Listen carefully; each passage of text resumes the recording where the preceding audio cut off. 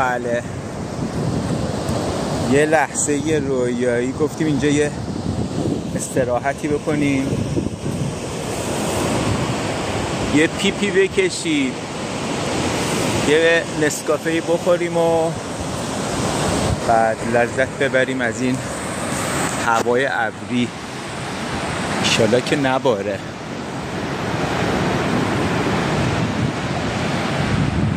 صبح نوبت سنگک رو هی کشیدیم ساعت 8:30.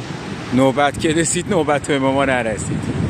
دومین سنگک پزم رفتیم، نفر آخر به ما که رسید نوبت نرسید. آخر سر بربره گرفتیم. تا الان هم که بارون نمیباره. انشالله که اینجا دوشماغ کردیم، یعنی جا انداختیم بارون نباره. جای همه خالی، هوا عالی.